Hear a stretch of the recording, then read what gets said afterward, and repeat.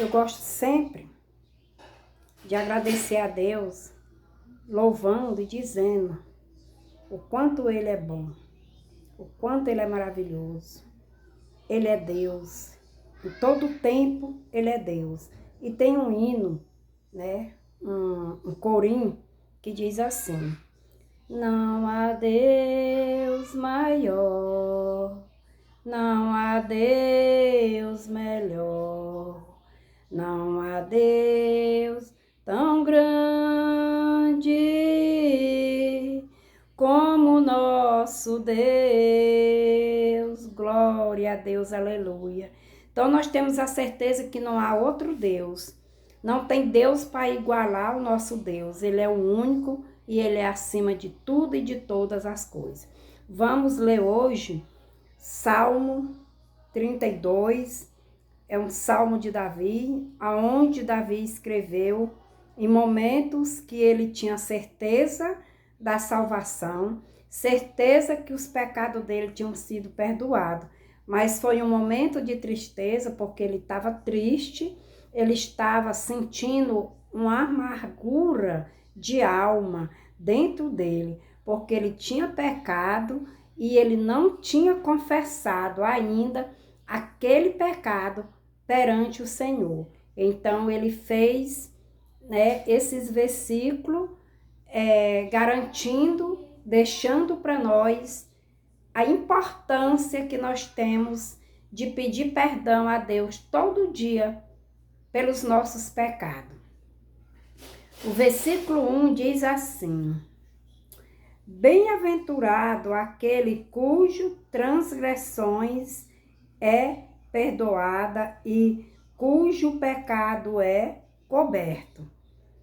O 2, bem-aventurado o homem a quem o Senhor não imputa maldade e em cujo o espírito não há engano. O 3, enquanto eu me calei, envelheceram os meus ossos pelo meu bramido em todo o dia. O 4, porque de dia e de noite a tua mão pesava sobre mim, o meu humor se tornou em sequidão de estilo.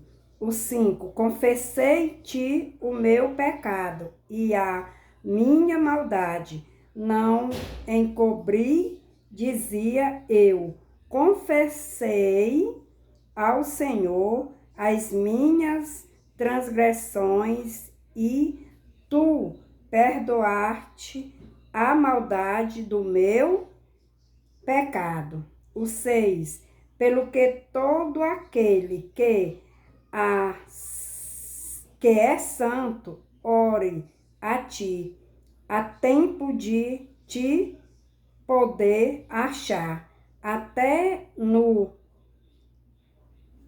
te poder achar, no transbordar da muitas águas estais, e a ele não chegarão. O 7, tu és o lugar. É muito forte esse versículo 7, né? Tu és o lugar em que me escondo. Tu me preserva da angústia. Tu me cinges de alegria. Santos de livramento. Não, me cinges de alegria. Cântico de livramento.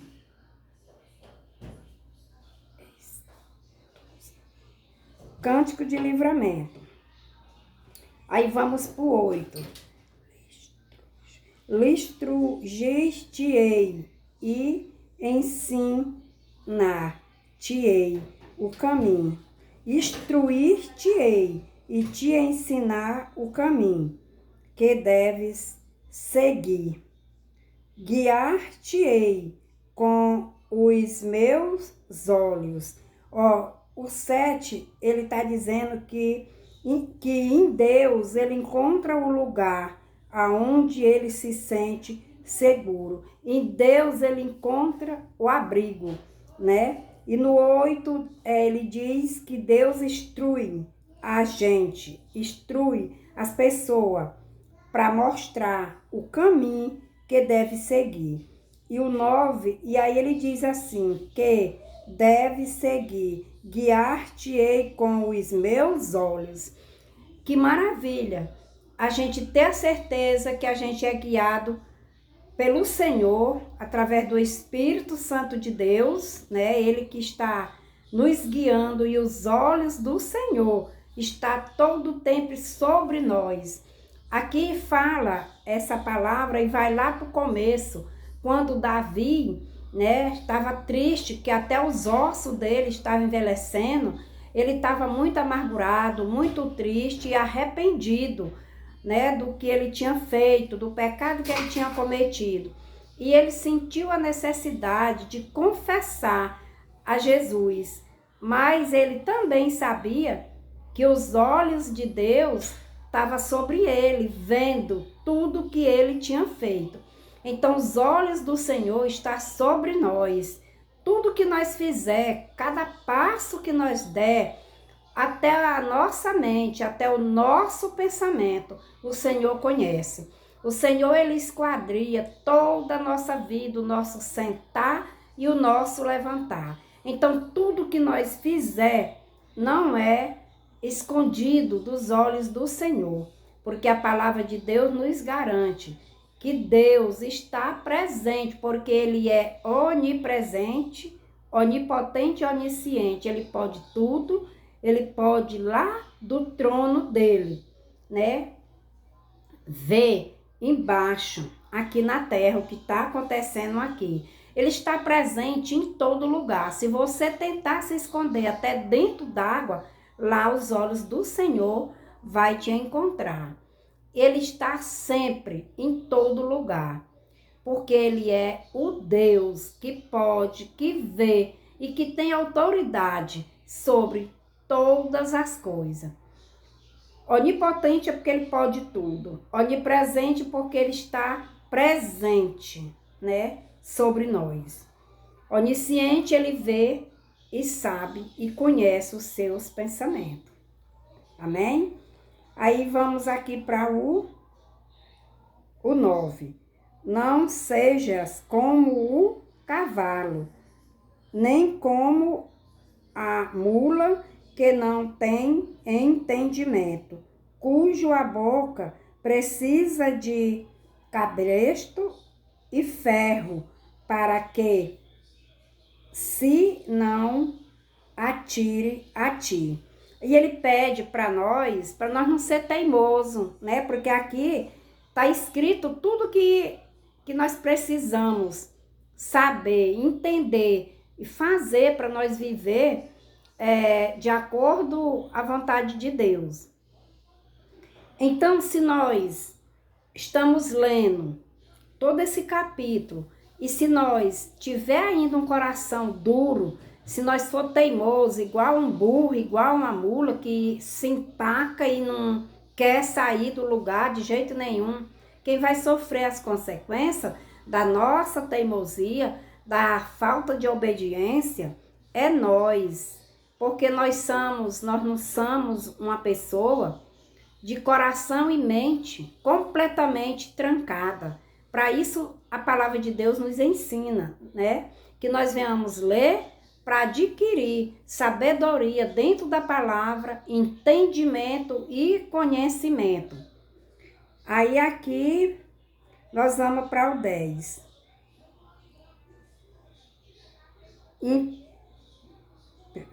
Para o 10. Ímpio tem muitas dores, mas aquele que confia no Senhor, a misericórdia o alcançará. Oh, glória! O 11, que é para finalizar. Alegre-vos no Senhor e regozije-vos, vós, os justos, e cantem alegremente todos vós que sois reto de coração. É para nós, servos do Senhor, nós crentes, nos alegrar todo dia na presença do nosso Deus. Não importa o momento que nós estamos vivendo. Davi estava vivendo um momento de dor, dor na alma, dor no coração. E ele entendeu que aquele momento de tristeza que ele estava vivendo, de preocupação, Deus não ia se alegrar. Porque ele era um escolhido de Deus, ele era um ungido do Senhor. Então ele tinha que se sentir honrado, feliz por ter sido escolhido por Deus. Nós também, eu e você, fomos escolhidos de Deus. Deus nos tirou, Jesus Cristo nos resgatou de qualquer um lugar em que nós estávamos que não era agradável aos olhos do Senhor. Ele nos tirou de lá. E o nosso dever é glorificar o nome do nosso Deus, é louvar o nosso Deus, agradecer e se sentir alegre, porque nós estamos na presença daquele que pode, que deve amar cada um de nós como ele amou. Ele não foi olhar para o nosso pecado, não foi olhar para nossas transgressões a ponto de nos separar e dizer, esse aqui eu não quero por causa do pecado. Não, ele resgatou todos e ele veio, ele morreu na cruz para nos tirar do poço de lama, de lodo em que nós estávamos e nos colocar na rocha, a rocha mais alta, aonde o predador, aonde o pecado não lhe alcance. Mesmo você convivendo no meio de tantas coisas, mesmo você vendo os seus olhos esteja ali testemunhando coisas mundanas que o mundo oferece, que o mundo entrega, mas nós somos lavados pelo sangue de Jesus, somos fortalecidos, estamos na rocha, que a nossa rocha é Jesus Cristo. Davi entendeu e voltou aos pés do Senhor, confessou o que ele tinha feito, né? A Bíblia aqui não falou o que é, mas a Bíblia relata muito o pecado em que ele cometeu quando olhou para Betseba, né? Então ele viu que o que ele tinha feito não agradava os olhos do Senhor. Então hoje, eu, você, se nós tiver algo para confessar o nosso Deus, é que nós venhamos confessar. Se nós tiver feito algo ou dito algo com alguém e que se nós tiver coragem, nós poder ir até aquela pessoa, conversar com aquela pessoa, pedir perdão para aquela pessoa, é bom que a gente faça isso. Mas se você não tiver oportunidade de ir, mas confesse os seus pecados para o Senhor. Amém? E eu quero deixar, como Davi disse, que os santos é para orar para o Senhor. Porque se nós estivermos em oração, nós estamos ligados ao Pai. Se nós estivermos sempre lendo a palavra, estiver sempre focado na cruz, focado naquele que morreu por nós, nós vamos estar ligados a Ele. A palavra de Deus diz que o que é ligado aqui é ligado no céu. Mas se for desligado lá, é desligado aqui. Isso quer dizer que nós temos que estar sempre ligado ao nosso Senhor Jesus. Ele é a nossa alegria, Ele é o nosso viver, o nosso caminhar, o nosso andar, o nosso falar. Ele é tudo, tudo, tudo é Ele. A palavra de Deus diz que tudo é para Ele. Então vamos adorar. Sabemos que os livros, né, dos Salmos não foram escritos só por Davi.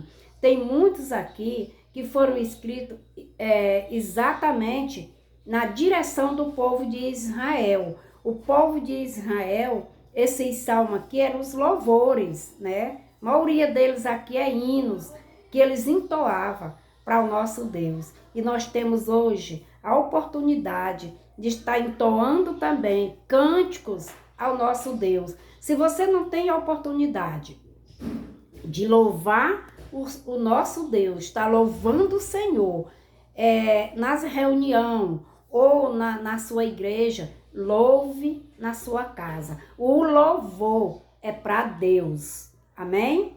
Santíssimo Deus e Pai, abençoa nessa hora, Senhor, teu povo. Abençoa nesta hora, meu Pai, a tua igreja. Abençoa os missionários, Senhor. Abençoa todos os ministérios, meu Pai. Dê sabedoria, Espírito Santo de Deus, a cada líder de ministério, Senhor Jesus. Dê sabedoria aos pastores, meu Pai, para que eles conduzam o rebanho de Jesus Cristo de acordo à vontade do Pai.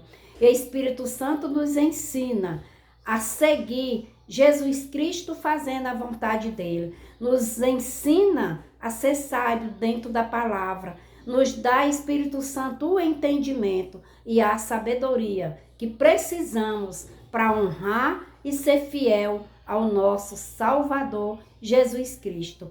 Espírito Santo de Deus, muito obrigado. E aqui eu peço ao nosso Senhor Jesus que nesta tarde espalhe os seus anjos em cada lar, cada família. Receba nessa tarde a visita do Espírito Santo, do anjo do Senhor.